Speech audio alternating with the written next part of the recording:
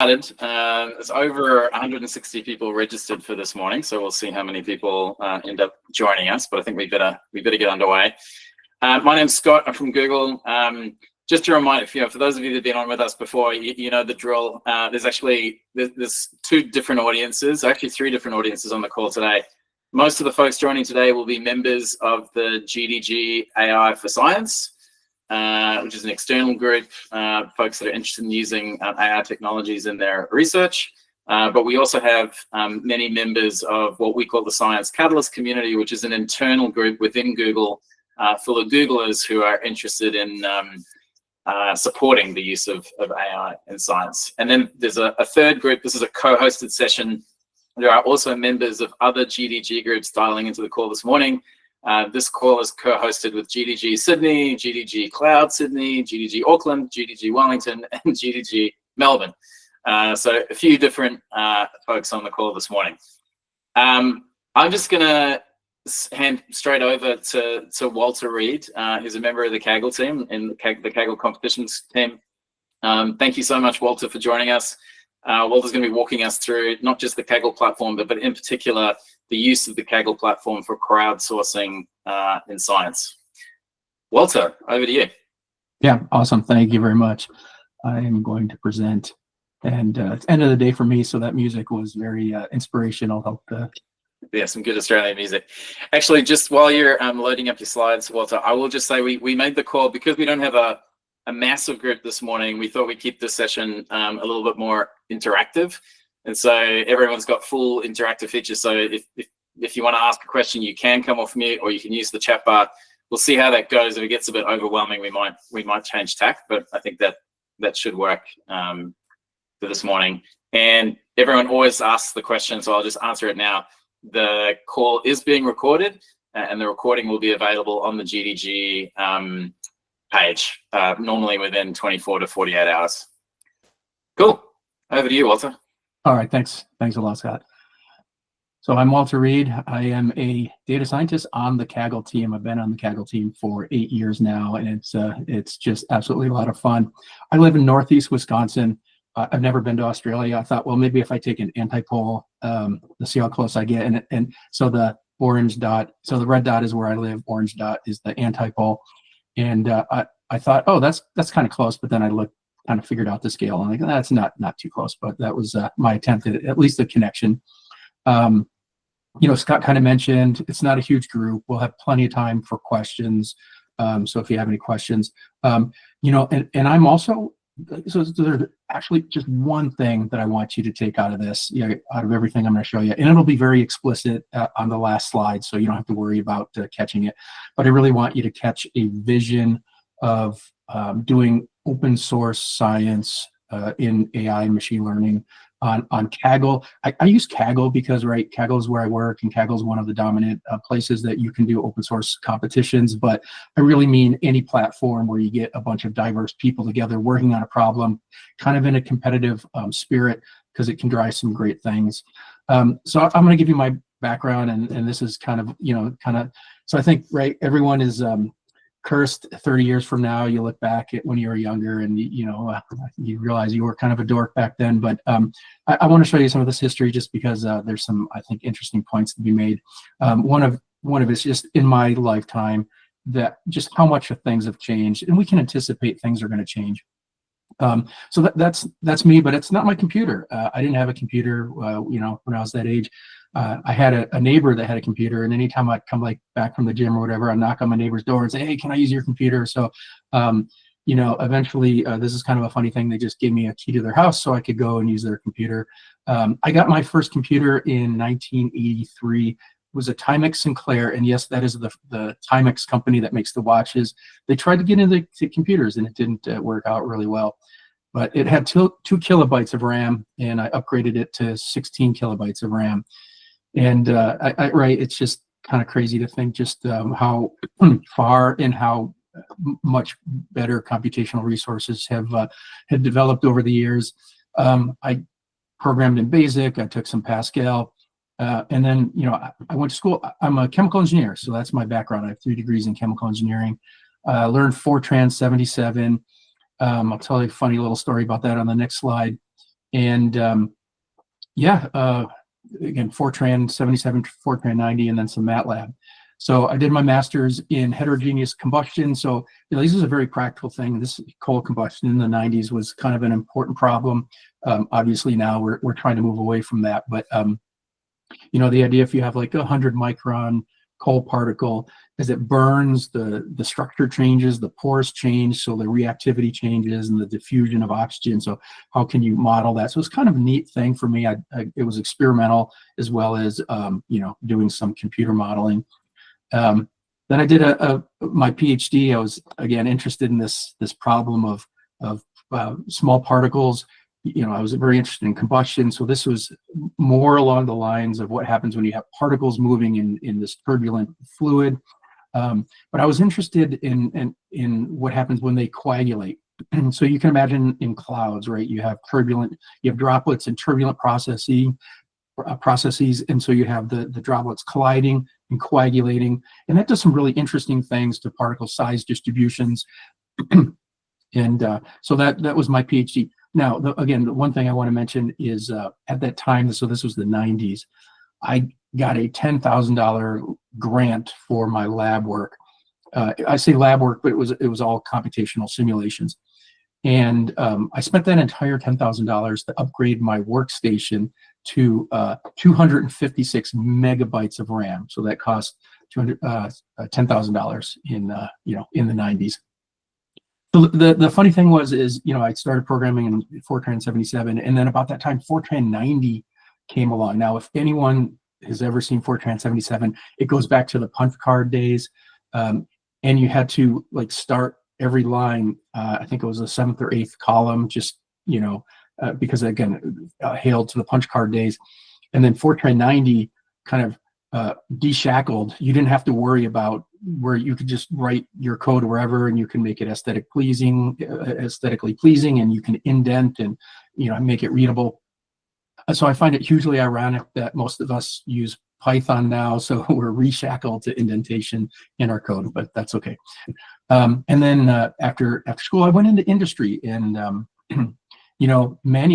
have a huge respect for manufacturing, so I did paper manufacturing and then consumer products. If you've never taken a nappy and taken it apart, I recommend you do so. The technology that goes into a consumer product that we just absolutely take for granted is amazing. The materials, the different absorption technologies, the elastics, the adhesives. Yeah, so kind of a neat thing. But I think, as you can see, right, my passion and my background and passion is science and engineering. And even as I've gone into machine learning and AI, I still just love that aspect of computational resources and computers. So I'm assuming everyone has at least a fairly decent idea of what Kaggle is, but I just want to talk about Kaggle just for a little bit, just in case somebody might not be familiar. But Kaggle was founded in 2010, and literally when the field of machine learning was exploding and the resources were a constraint. It was very, very difficult for companies to find the resources that they needed. So can you have these competitions so that, yes, founded, that's right, by an Australian. Yeah, Anthony Goldblum. Yeah, I believe it was started in Australia, if I'm not mistaken. And then he moved to San Francisco. And it was 2017, Kaggle was acquired by Google. And a lot of people don't know Kaggle is a part of Google. And the reason is very thoughtful, is because we want Kaggle to be very brand neutral. We don't want it to be, only showing Kaggle or Google technology. We want anyone from any company to be able to host competitions on Kaggle and for everyone to benefit from that. The goose is our mascot. That's why you may see a goose on some slides. So Kaggle started with competitions, this idea that, here's a problem, let people compete on it. And I'll talk a lot about competitions, but, this idea of you have a leaderboard and you give people training data, then you have a test data set and you have to make predictions. And then they're scored and you compete on a leaderboard. It's a lot of fun, and a lot of people really enjoy that. I'll talk maybe towards the end a little bit, some of the other products that we're starting to develop that kind of are moving away from this, but I'll also allow people to benefit from the community and the technology that Kaggle has. And then, you know, over time, Kaggle moved from competition. So it used to be, right, you just submit a CSV file of your predictions. And then, you know, we realized, oh, you know, it'd probably be good if we had a compute environment. So Kaggle created Kaggle notebooks, very much similar to Colab, but much tighter integration to Kaggle, right? One of the things that I think is just amazing is Kaggle via Google provides a tremendous amount of compute, CPU and GPU to our community. And what this does is it makes AI and machine learning accessible to anyone on the planet as long as you have a browser and you have an internet tab. You can learn, you can compete, and you can work on AI projects. There's at this point over 1 million public notebooks hosted on Kaggle that anyone can go to, and they can see what people did. This is just an example of somebody taking bird calls like from different species, and this doing a spectrogram analysis on them. One of the things, even before so I'll share in a minute, I actually competed on Kaggle before I joined, and anytime I'd have a project at work that was, you know, I thought, oh, there was a Kaggle competition that was similar to this, and I would look up on Kaggle and look for notebooks that people had published that, you know, was similar. So if you're not doing that, highly recommend that any problem that you work on, go to Kaggle first and see what people have done and what code you can pull from there. Datasets, models, and learn. So, you know, again, products that have kind of evolved over time with Kaggle. I think there are over 200,000 public datasets hosted on Kaggle now and growing. So an amazing place to find just, you know, unique datasets. You know, Kaggle has, you know, many hundreds, maybe thousands at this point of high quality, ready to use foundational and other models. We try to work with companies that are releasing models to have them hosted on Kaggle at the same time they're made public. What's nice about this is it's super easy to integrate them in a Kaggle notebook, or for example, if you're in a competition. And then a lot of people don't know that there's some amazing learning resources on Kaggle. They're fantastic if you know nothing about the topic.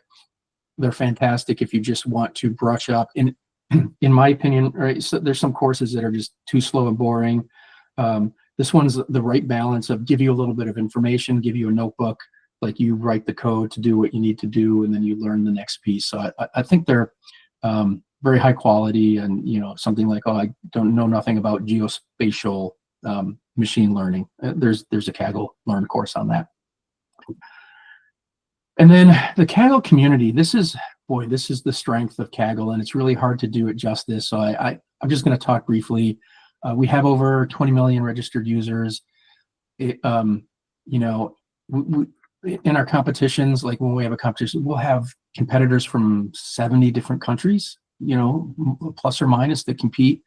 So it's a tremendous diversity of individuals, tremendous diversity of thought, and it's, in my opinion, one of the things that make Kaggle really neat. So I want to talk about my introduction to machine learning, and this helps drive the larger point that I want to make towards the end. So 12 years ago, I stumbled, like, chemical engineer, you know, I thought I was good at computational analytics. I thought I was good at data analysis, and I stumbled upon this competition, and it was hosted by Merck, the Merck Molecular Activity Challenge. And the idea was they gave, they had all of these molecules, and they gave like something like 10,000 molecular descriptors. And the idea is you were supposed to use these to predict the reactivity of the molecule. I think it was an activity measured a certain way. And there were 236 teams that competed. And the top prize was $22,000. And I'm a chemical engineer. I'm good at what I do. And I thought this is going to be the easiest $22,000 that I ever made in my life. Well, it turns out that I did not win. The top team was led by this individual. And if you don't recognize who this is Jeff Hinton. And he's one of the godfathers of machine learning. So at this time, this is really interesting, his lab wanted to show, so previous to this time, neural networks were seen as kind of a toy academic lab type tool. he wanted to show that indeed there were very practical applications of deep learning, and he used this competition as a way to kind of springboard his lab and kind of the respect that deep learning had in real world problems. Now, okay, fine, I didn't come in first because Jeff Hinton came in first. I came in 23rd, but unfortunately it was 23rd from the bottom of the leaderboard. I got absolutely crushed, and it was a little bit humiliating, painful, but it really lit a fire under me. Again, this was 12 years ago, which is not that long ago, but if you remember, that's when the whole field of machine learning was coming out. And I realized there were all these tools and methods that I just had no clue existed. And fortunately, at the same time, this is when Coursera and MOOCs were launching. So it was really a neat time where you could spend and find this information online and mostly for free to come up to speed in machine learning. And so I spent 4 or 5 years spending all of my free time competing on Kaggle, and got fairly good, and then joined the team. So now I want to put Kaggle competitions into a larger historical context. So it turns out throughout human history, there's a long history of using prizes to motivate people to solve a particular problem. And I'm just going to give you 2 examples. So last year I was fortunate enough to visit Florence, Italy, and I got to visit the Florence Cathedral, and there's this famous piece of architecture called Brunelleschi's Dome. And it was built in 1436. Now, what's interesting, at the time, there was not technology to be able to build a dome. Now of that size, you could with external supports, but Florence banned, they were called flying buttresses. And Florence said, nope, they're ugly. We're not going to sully our city with these flying buttresses. And so they really didn't have a technology. So what they said is, okay, we want to build this dome. We're going to take, architects can come in and they can bid and try to convince us that they're able to do it. And, it was pretty fierce competition. And this architect by the name of Brunelleschi was chosen and built this. I mean, if you ever get to Florence, go to Brunelleschi's Dome, make sure you take the tour to go up, and it'll blow your mind that at that time they were able to build this. He had to invent new technology, new tools to be able to build this dome. So I'm going to call it, just for the sake of whatever, I'm going to call it a third-party contracting bidding model, where you have multiple people that compete and to convince you that they're able to solve the problem, and then you choose one, and then that one person or team works on solving the problem. Okay, so let's fast forward 300 years. So in the 1714, England's Navy, the Royal Navy, they were losing ships and cargo because of accidents, and the accidents were happening because they were unable to measure longitude. Now, you could measure latitude accuracy by looking at the stars, but to measure longitude accuracy accurately, you had to have correct time. And if you think about how before this time they measure time, imagine a pendulum clock, and now imagine a pendulum clock on a ship that's moving up and down. Right, that pendulum clock is not going to keep time accurately. So the British government said, we'll give you $6 million in today's right. So me, I would have been competing for the $6 million. $22,000 got me in for $6 million. You bet I would have joined this competition. And they said, all right, if you can develop a clock that keeps time accurately so we can accurately measure longitude, we'll give you $6 million. And a lot of smart people competed in this, including Isaac Newton, who were unable to. So there was this gentleman by the name of John Harrison. He was a cabinet maker, and he developed the clock that was able to keep time and thus longitude. And so I'm going to call this a independent parallel model, where you have a objective and then you have multiple people working on it actively at the same time to try to solve it, and the first one that solves it wins the prize. Okay, but let's fast forward another 300 years, and now we have Kaggle competitions. And the interesting twist here is what I would call collaborative competitions. And so that's what I'm going to talk about. And it almost sounds like an oxymoron, right? Collaborative competition. You don't collaborate and compete at the same time. You do on Kaggle. And it's one of the key reasons why open source challenges can be such powerful drivers in driving the state of the art, because it's this kind of this tension between competition and collaboration. So I want to hail back to a very early Kaggle competition. It was the idea on this. It was actually hosted by a hedge fund, and they wanted to attract talent. So they weren't interested in the problem, but it's a neat problem. So in the galaxy, evidently there's dark matter. I'm not going to pretend I'm a physicist, but dark matter, what it does is it skews light. As light comes in, the dark matter bends the path of the light. So if you looked out in the Hubble telescope, you would see these galaxies that were skewed, like the ellipticity would be stretched. And you can't, right, but it also stretches depending on an angle that you view a galaxy. It'll have a different ellipticity. So you can look at the statistical properties of these galaxies and you say, okay, this is random, but oh wow, there's this area where there's like skewed in the ellipticity goes around this patch. You can infer that there's dark matter there. And it becomes pretty tricky when you have like multiple pockets of dark matter, like how you computationally you figure that out. And I'm sorry, actually, this one was not sponsored by a hedge fund. There was a later one. This one was sponsored by NASA, the European Space Agency, and then the Royal Astronomical Society. They wanted to, can we use machine learning? Again, this is early on. What can machine learning do?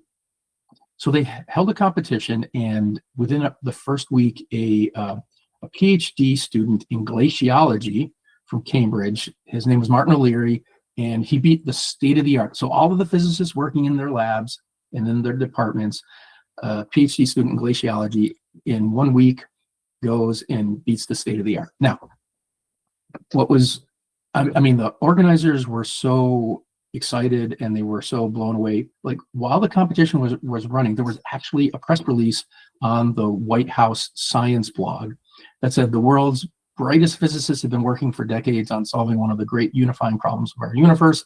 In less than a week, Martin O'Leary, a PhD student in glaciology, outperforms the state-of-the-art algorithms. So kind of a cool thing. Unfortunately for Martin, the competition was not over. And then, we see some other teams leapfrogging over Martin, and Martin gains the lead again, and, they go back and forth. And then until finally, the competition is won by a couple of physicists. So I want to point out a couple of neat things in the dynamics of what happened in this competition. And by the way, this is like what I would call a very typical dynamic that happens in Kaggle competitions. So first of all, this you would expect domain experts dominate anytime you have a Kaggle competition, right? But a lot of the time, and I'll show some examples, a lot of times it's the non-domain experts who beat the state of the art. People that have no idea, they don't have the blinders on, they don't know this is what you're supposed to do. They're saying, I don't know how to do this, but this is how I'm going to approach it. So, that's kind of one dynamic. You get, going back to the longitude problem, it was a cabinet maker. It wasn't a watchmaker who solved the problem. Since I've been at Kaggle for 8 years, we've launched something over 200 featured competitions, and I know of one example where the competition did not beat the state of the art in a particular problem, and it turned out that the state of the art was overfit because the people that published the paper were kind of also training on the test data as well. So the host came and said, wow, the Kaggle community did terrible. And then we figured out they did terrible because the actual published state of the art was way too optimistic. And then the other thing that's interesting about Kaggle competitions is you can kind of see, you see this from the graph, is that they're very good at extracting all of the signal you can get out of a data set. And oftentimes that's important because how far can you go? Like, what is the limit? And we've done a number of internal studies and shown this empirically that you can maybe squeeze a little bit out by ensembling different, submissions and predictions, but not much. So Kaggle competitions tends to give you, all right, here's what you can do with this data. Here's the kind of the cutting edge of what the state of the art can do. So, all right, why is crowdsourcing so powerful? You know, if you're familiar with the Roger Bannister story and the 4-minute mile, everyone was trying to break the 4-minute mile, and then Roger Bannister broke it. And then once Roger Bannister broke it, then everyone started to. So if you imagine poor Martin, okay, you submit your predictions, you beat the world's greatest physicist, state of the art. Your name is mentioned on the U.S. Science blog. Most of us are going to say, I'm good, I did it. Yeah, okay, I'll go do something else. But when you wake up the next morning and you see that there's teams that did better, that actually induces you to compete and go further. And you can see from that slide I showed previously, let me just show it really quick, right? There was a lot of additional runway for people to take, and you don't get that without a competition.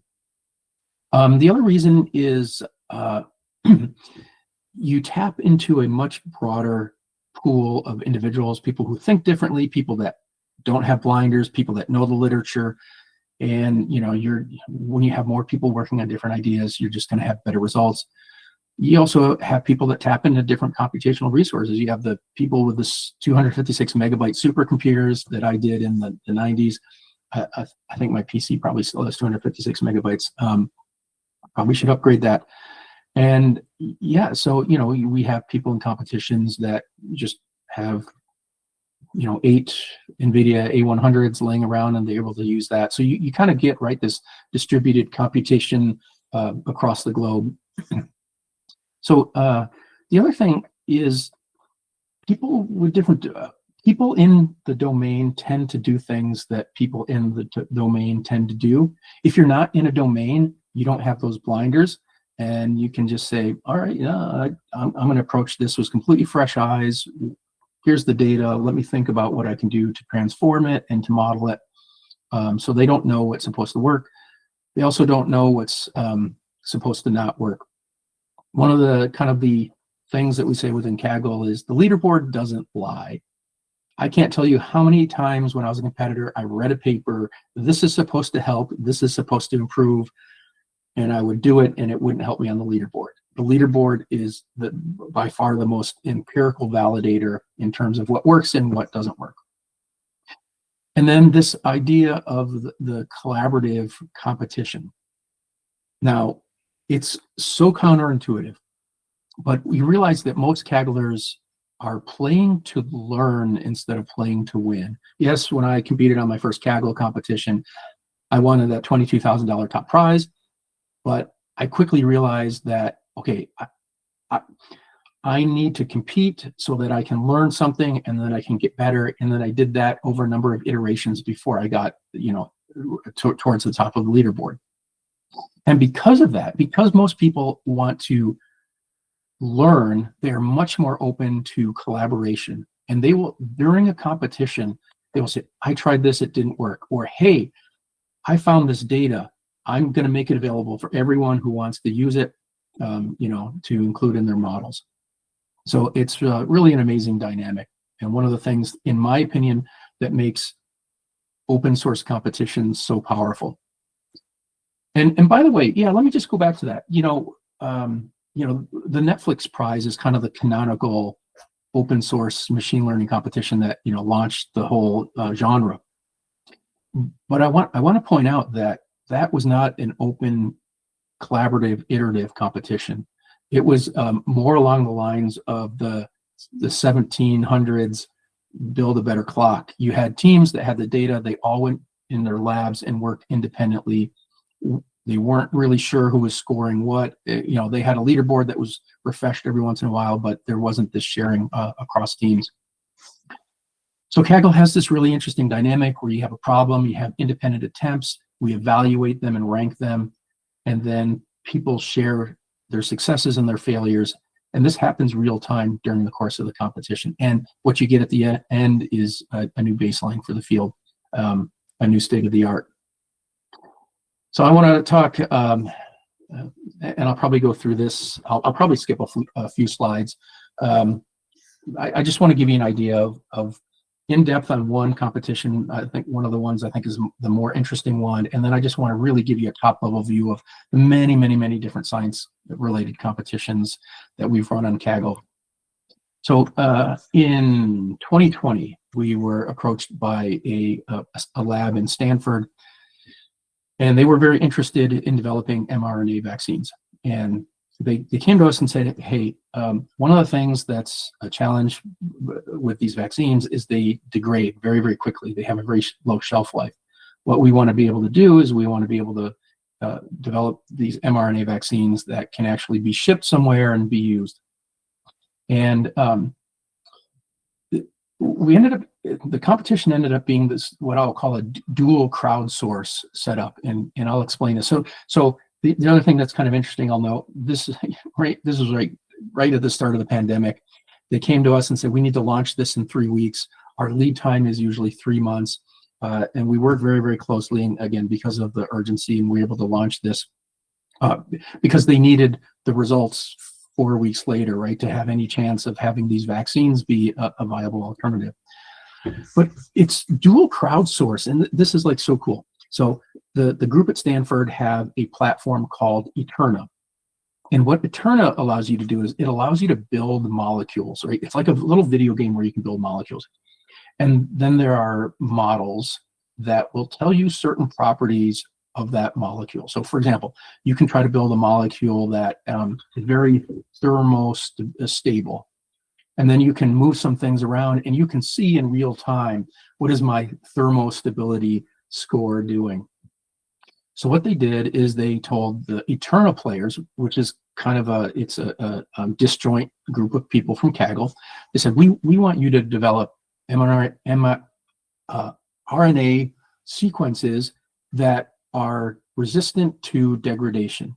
And they had this degradation model. So they picked like the top 6,000 designs that, based on their current model, were very resistant to degradation.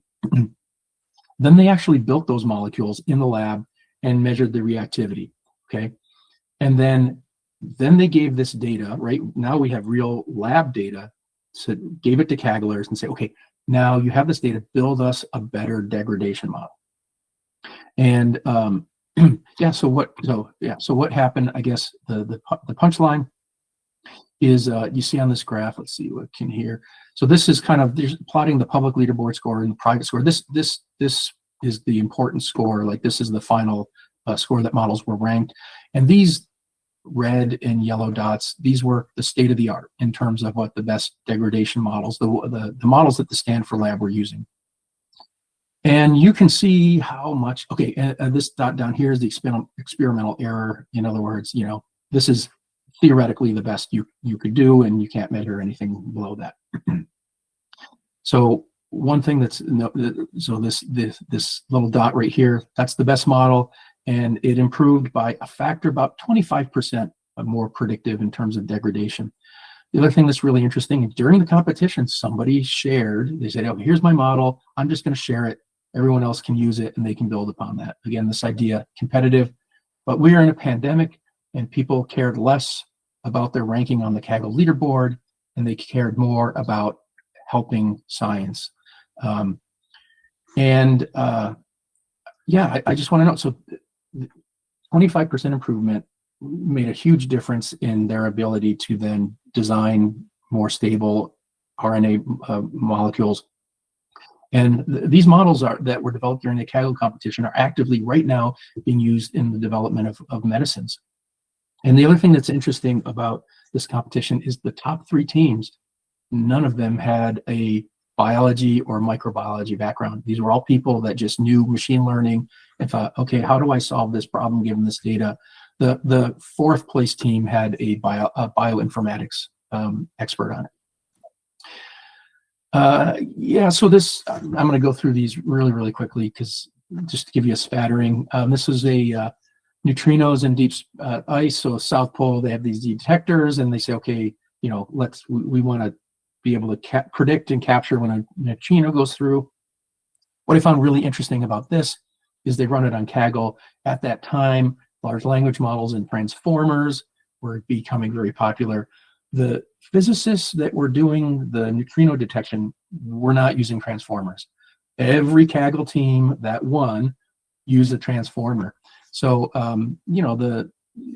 one of the things that the organizers were completely blown away was like, okay, we can't ignore the transformers. We got to use these, and they significantly improved the state of the art. I think it's a really good example too of the idea of transfer learning. We think about transfer learning as I train a neural network to recognize plants, and now I can use that same neural network to recognize animals, right? But transfer learning, I think, also works on the human scale, where I'm transferring my tool set to a different problem in a different domain. And then this was a competition to predict protein ion channel switching. I think patch clamp electrophysiology or yeah, something like that. And you got these super high frequency ion channels that are turning on and off, and can use a signal to be able to predict their state. The thing I want to point out here is when it was said and done, the organizer, who's been working in this field for decades, basically said, I've never seen so many new ideas for solving this challenge since the Nobel Prize was won in the 70s in this work. And that's exactly what happens when you have 2,000 teams focused on a single problem. All right, high level, we've run over the years, lots of problems in physics and astronomy. I just want to point out the SETI competition. SETI came to us and said, we want to run a competition. We said, well, what's your ground truth? They said, well, we don't have any ground truth because we've never detected a true extraterrestrial signal. So we had to figure out some things for people to do machine learning on something we didn't actually have like real data for. So that was kind of fun. We've done many different types of medical competitions. We have people that are very passionate about that, mostly imaging, but also using other types of data. Can we use machine learning and AI to better diagnose and prevent disease or cure disease?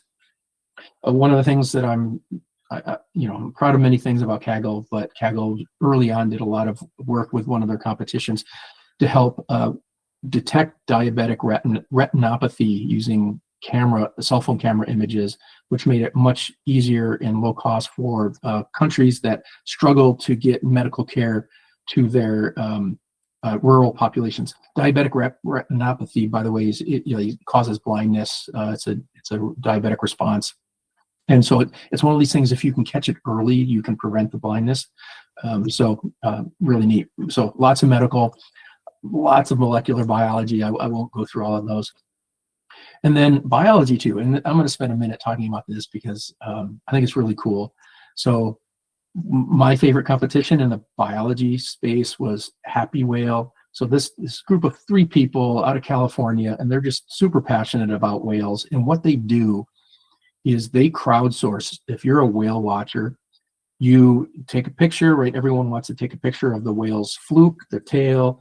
You submit it to their site. And what they would do is they would have scientists that would look at the patterns on the tails and say, oh yeah, this is Bob. And Bob would have a name. Bob's pictures would be in a database. And then somebody else would take the same picture 300 miles up the coast, and they were like, oh yeah, that's also Bob. So then they would keep track of where Bob, based on these like amateur whale watching pictures, where Bob was traveling. And eventually they used some image recognition technology to improve that, but they were told that no, you cannot use AI for this. It's too hard of a problem. So they came to Kaggle and we said, well, you know what, let's try it. And they got just an amazing boost from running a Kaggle competition. So instead of scientists looking at images or using really bad signal processing type approaches, they were able to find like all this like amazing what they didn't know about whales. In fact, just a few months ago in the New York Times, they found that this humpback whale traveled 8,000 miles from South America to Africa, like the largest whale, like provable whale migration that they have on record. And why this is cool is many smaller scientific domains just do not have access to, the best and brightest people in machine learning. And on the flip side, there are many really smart people that know AI and machine learning that are just bored at their jobs. I mean, I don't know what any of y'all do, but there's only so much can I optimize, to get the right click ad revenue before it's just like, I don't know. So a lot of people like that come to Kaggle because they want to do something different. They want to keep their brain fresh. They want to do something exciting. They want to help humanity. They want to just learn a different type of machine learning problem. And again, sorry, no offense to anyone who does ad click optimization for a living. That's just not me. And if I did, I would be spending all of my free time on Kaggle competing. So if you go to Kaggle now, so this is our current featured competitions. I starred the ones that are science related. We have the math one's not really science related, but the idea, can you use AI to solve Olympiad level math problems? I mean, this Terrence Tao, it's gotten high profile. If you think about the implications to science, it's pretty incredible. That Stanford group came back and they said, okay, well, now we want to do RNA degradation. Now we want to predict RNA structure. Everyone knows AlphaFold, that was for proteins. It's still unsolved for RNA. And if they can figure this out, it's huge. Now, what's absolutely amazing about this group is they said, we want to run this competition on Kaggle because we want the solution to be open sourced and we want the world to benefit. And if it's run in a lab or a group or a company, then they're going to have that technology. We want to make it open to the public. So, that's one of the things that drives, open source. There's molecules have these really cool little structures, flagellar motors. And from a biological standpoint, it's really interesting. How does this little tail on a molecule rotate? And so they're working with the Chan Zuckerberg Imaging Institute to get this, cryo electron microscopy imaging, cryoelectroscopy tomography images. But they want to be able to do these little bacteria or molecules have a motor, right? So it's an imaging competition against that. And then there's one BirdClef, which is, can you basically identify the species of a bird based on its call? I'm just going to spend a second on that. A lot of the competitions we've run, like BirdClef, there is an amazing amount of scientific data that's collected in the rainforest where they've put up audio equipment and they want to monitor for illegal logging activity, right? So that's what they want to capture. But at the same time, they just capture this incredibly diverse sound stage of all the different animals that are in this area, frogs and birds and whatever else makes noise in the rainforest. And so they've come to Kaggle and run challenges where, can we take this data and actually extract, which species of monkey was that? So, it's data that's used for one purpose, but then scientists can glean a huge amount of information. Okay. A lot of people don't know. So Kaggle runs featured competitions, which attracts people because you can win money, but there's also a self-serve competition. And I want people to know this, that, if you just want to run a competition with a small group of people, one of the downsides of a featured competition is that we require $50,000 of prizes, and that's because we want it to match the effort that teams put in.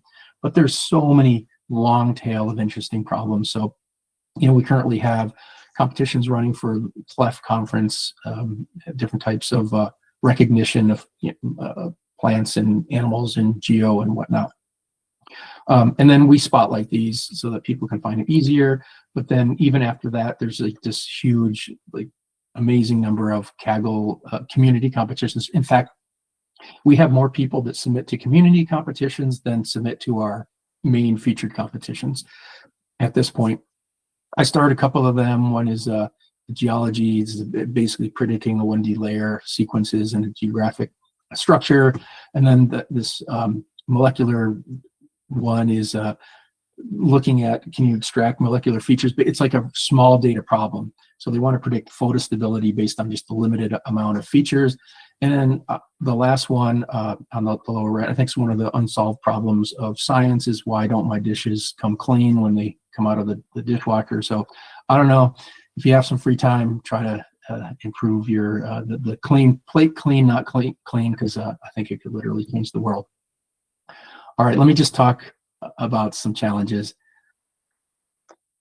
I hope, first of all, I hope I got everyone excited about just the absolute awesome potential of open source challenges on Kaggle, off Kaggle, it doesn't matter. But having a challenge that's open source to everybody, that literally, I promise you, it drives the state of the art that somebody working in their lab just won't do. But with that said, there are some things that you have to overcome. It's really psychologically hard for people to open source their problem, right? They have the data, they want to solve the problem. I think like that, everyone thinks like that. So you really have to understand the benefit that you get. That you have, right? Open sourcing your data.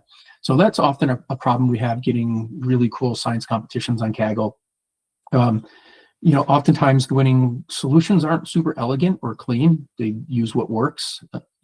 Trained scientists like to use what is beautiful. Kagglers like to use what works. So it depends on what you want. And then I think it's worth saying sometimes you have to coordinate a little bit to publish where you have multiple teams and you want everyone to contribute.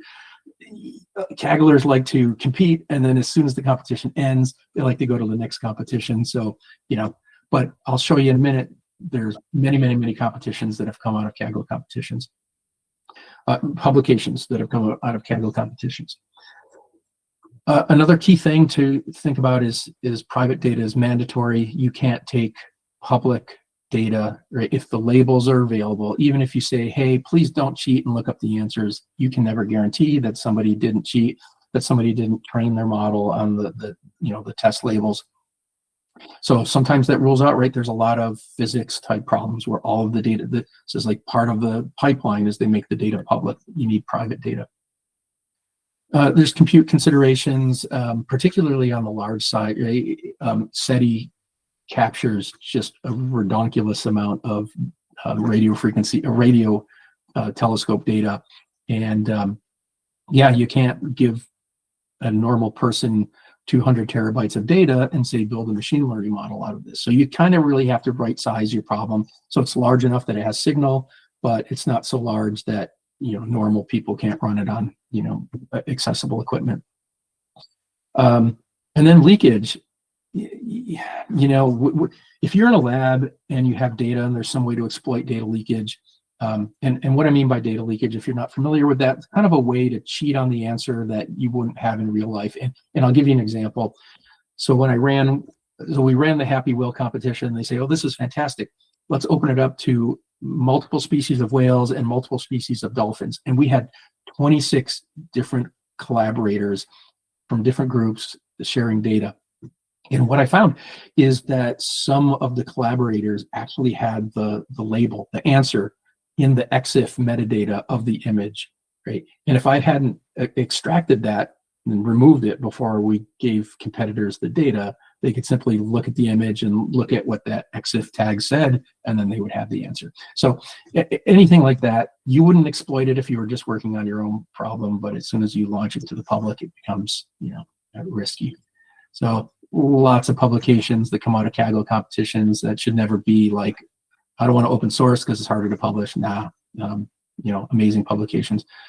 I want to point out this one in blue just because as I was preparing the slide, it reminded me. So this was a group that wanted to, they had molecules and they wanted to predict the atomic coupling constants between the different atoms in a molecule. And they launched the competition. And as far as I know, this is the first public use of LLMs as a way to encode molecular data. I say public because I know Google was doing it privately when they were developing AlphaFold, but in terms of public and published, this was the first time. And what happened is, if anyone remembers the BERT model or knows the BERT encoder model, Google had just released that. And it seems like, oh, I can take the molecule and I can just feed it through BERT and it's going to give me a representation and I'm going to use that to build my machine learning model. And also in this competition, again, the lab that did this, physicists, chemists working on this for years and years and years. It took the Kaggle community 3 weeks to beat the state of the art, right? The best models coming out of this lab. And then I'll just finally say that Kaggle also has a research grant program. We recognize there are lots of really cool problems. Not everyone has budget to do that. So you can apply for a research grant where Kaggle waives any fees that we have, compute fees, and we provide the prize money for the competition. I will say that the last couple of years have been better. This year, our budget's kind of like struggling a little bit in terms of what we can provide. So we're doing few of these, but if you have a really interesting machine learning challenge, just Google Kaggle Competitions Research Grants Program and you can see if it might fit. But yeah, we love having awesome problems. Okay, I said there's going to be one thing that I wanted everyone to remember. Yeah, so this is it. Right? We all know the power of the wisdom of crowds, but the one thing I've learned working on Kaggle over the last 8 years is as a field progresses faster, the value of the wisdom of the crowd becomes that much more important. Like we all do this, right? AI day in and day out. We cannot keep up with the advances that are coming in large language models and transformers, let alone how they're being applied. Why not have 2,000 really smart, clever, motivated people trying out whatever came across their computer monitor, an archive, and see what works and doesn't work. So with that said, thank you, and I think we have time for questions, right, Scott? We do indeed, yeah. Yeah, I mean, like I said at the beginning, that it's not a huge group on the call, so it'd be great if folks come off camera so Walter knows who he's talking to, but sorry, turn on cameras. And if you've got any questions, just come off mute and fire away.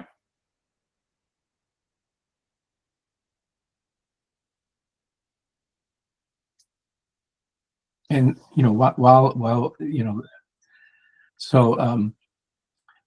anyone who's shy is thinking up a question, I'll say if you have not competed in a Kaggle competition, it can be very intimidating, right? And that's okay. Just do it. People are there to learn. Just like if you want to learn, just pick a problem with a topic that you're interested in, vision, signal processing, whatever, and just jump in, fork other people's notebooks. Even if you just happen to, again, I was 27th from the bottom of the leaderboard. You can't, and I was trying. The people that did worse than me, weren't even trying. So that's probably the advice I give everybody. Okay, we have a question. Oh, okay. Thank you. All right, so Pip has a question. Oh, hi, everybody. Can you hear me? Yep. Oh, great. Thanks, Walter. That was really fascinating. I'm really interested in your, let's say, not quite so stimulated ML programmers who are leaning into some of these competitions, and kind of trying to appeal to their, I guess, their spare cycles. That idea of, if some people have some spare energy, and I guess the question is, how do you find those people? How do competition runners find those people, or do those people find Kaggle? Yeah, love the question. So the reality is, there's kind of two groups. I think it's a strong bifurcation. There's the ones that want high visibility, willing to offer or able to offer 50,000 prize fee, right? And that gets lots of visibility on Kaggle. And then you're going to get 500, 1,000, 2,000. We've had as many as 8,000 teams on a competition. So they come. There are people that literally finish the competition, go to our homepage and go, okay, which one am I doing next? I did that. So people in the community are already looking for something that catches their eye. Okay, what happens if you just have, okay, are the plates clean or dirty? You know, typically, right, you don't attract as many people if there's not a prize, if there's not Kaggle medals associated with it. We have a lot of people that run conferences, ICDAR, International Conference of Document Analysis and Recognition. And so they run some small, really small, we'll have 20 or 30 people. And that's often enough, right, to get a boost. I would say the best thing, you know, you can do if you're not tied to a conference or not able to, you know, you do a full featured competition is just to promote on social media, let people know, you know, iterate, and let the people involved. I'll give you an example. You know, there's a professor at University of Turku in Finland who ran a competition for his class, but then he also opened it up. Anyone can, it's for the class, but we want anyone to be able to contribute. And there were Kaggle grandmasters that said, oh, this is a cool problem. It was, if you know, those like Roomba, if I can I tell from the sensor data if it's on a hard surface or a rug or carpet? And yeah, there were people from the community that participated. So love the question. Thank you. Thanks very much. There was a question I know that went about how do I convince the government department? Yeah, that's hard. We've definitely run competitions with governments. Anytime you have the red tape, you can reach out to Kaggle. We have some material that shows some of the wins, right? Meant to convince decision makers that, yeah, this is done before. You're not doing something crazy and out of the blue. And oftentimes that helps when you can point to other government agencies that have done the same thing. Okay, is it Roland? Yeah, you could say row. That's probably the easiest. Thank you. I have a question which is maybe a little bit more technical, but you were saying that for some of the competitions, you don't have the ground truth data. For example, when you collaborate with like the SETI Institute, and you're actually trying to detect something completely novel. Do you, in general, like how do you still manage to, in the end, come up with the leaderboard in these instances? Sure. Yeah, it's a great question. So there's kind of two approaches. One is what we did with SETI and some other physics competitions where you basically have to create synthetic data. And for SETI, what we did is we had real radio telescope information, and then we injected some synthetic radio signal that, you know, maybe is what an ET signal would look like. And you have to be super careful when you do that, because anytime you inject synthetic data, there's all sorts of artifacts and things, so we had to be really careful.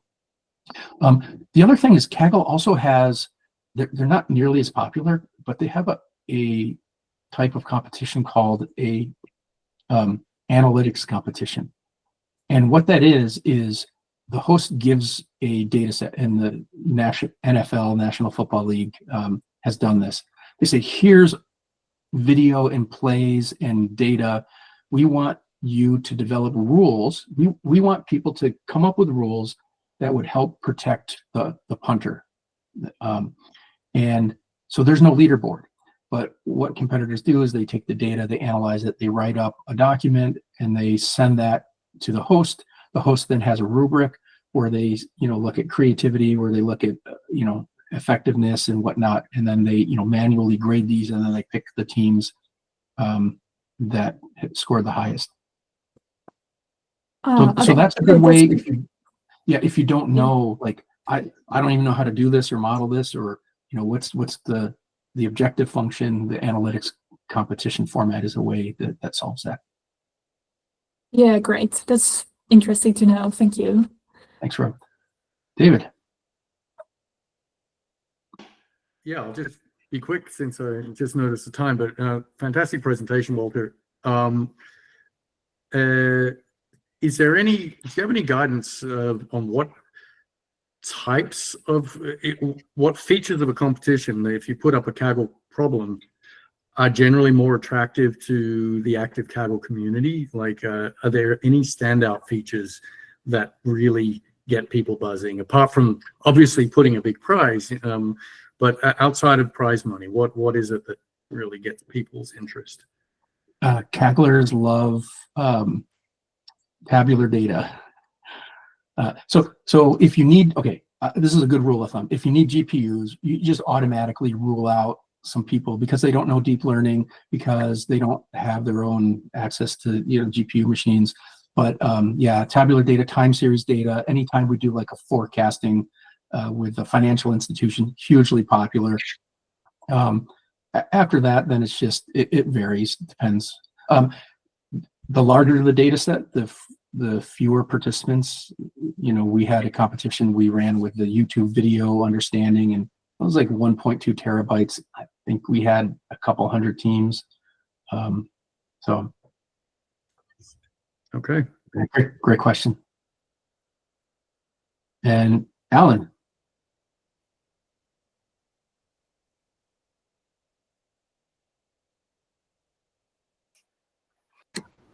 Sorry, do I have my hand up?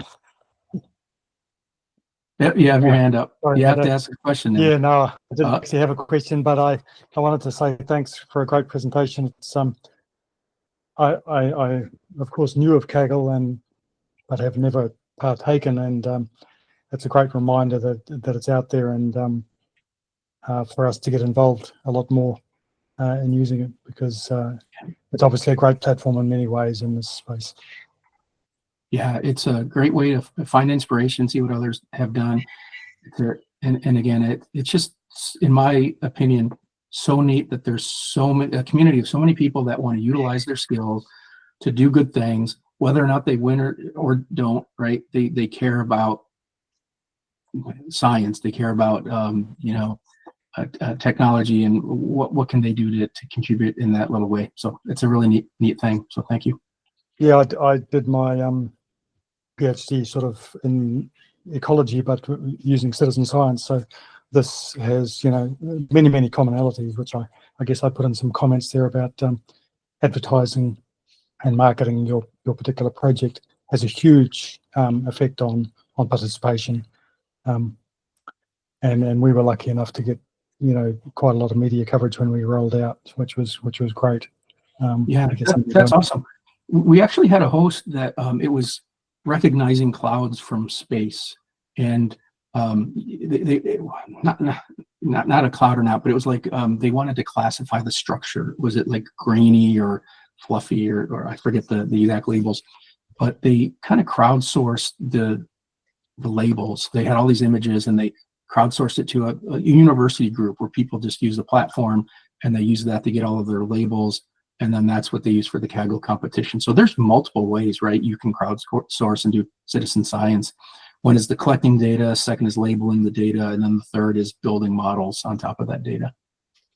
Yeah, so actually a lot of the citizen science platforms, like iNaturalist, for example, American, great one for biodiversity observations, feed that into probably some Kaggle competitions in the past. And it was great to see the bird clip one. You can probably hear the sulfur-crested cockatoos screeching in the background here. And plant clip as well, which is feeds into a citizen science program for plant recognition around the world. Yeah, awesome. Yeah. I see there's a question from Michelle in the chat, Walter.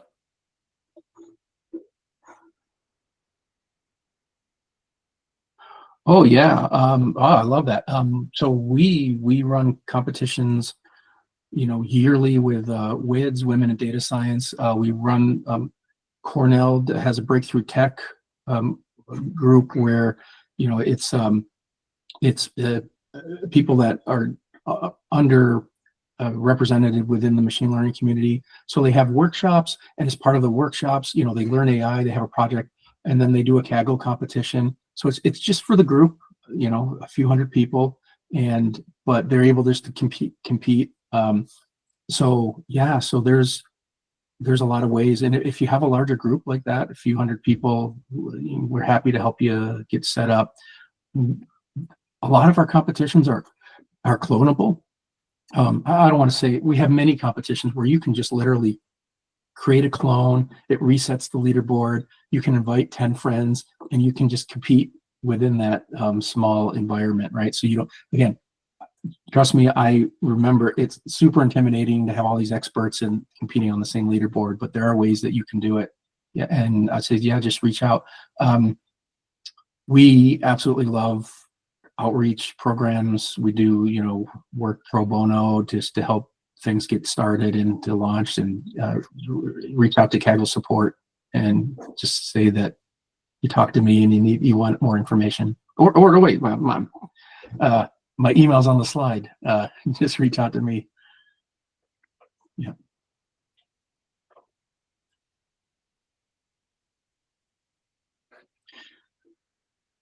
Any other questions? Well, I hope I see everyone on the top 27th of the leaderboard, so the top 20, at the bottom 27th, like I started. But I promise that's okay, because that's what motivated me to learn more about AI and machine learning. And there are just so many really cool, like, the hardest part about my job is seeing all of these super cool problems and wanting to work on all of them. But I have to leave that to the community. So I love to see more of these types of things, and let us know how we can help. Thanks so much, Walter. And I will say, you know, there was a couple of questions to this effect, but one of the things we've been thinking about as a group in the GDG and more widely within Google is how can we get more uniquely Australian problems on the Kaggle platform. So if anyone's got like what they think is an amazing Australian problem that could be solved on Kaggle, yeah, reach out, Walter, reach out to us. But we'd love to see if we can. Yeah, no, that's great. I think we had the highest level one that we did, Australia related, was recognizing crown of thorn starfish. Yeah. Yeah, and image recognition problem, I guess invasive and eat the reef and all of that. But I think that was one that we did a number of years back. Margaret asked the question, how are competitions judged? Most of our competitions are judged by an objective function. So you submit predictions. Cat versus dog, use a simple example. We show you images and you say cat, dog, cat, cat, cat, and then we say what's your accuracy. So that's like a purely objective. But then we also have competitions where we don't necessarily have a ground truth. We say analyze this data and try to figure out ways that you can make things better. People submit reports, and then we have our host, and that will then grade those based on a preset rubric on different qualities, and they'll judge and pick the best report based on those things.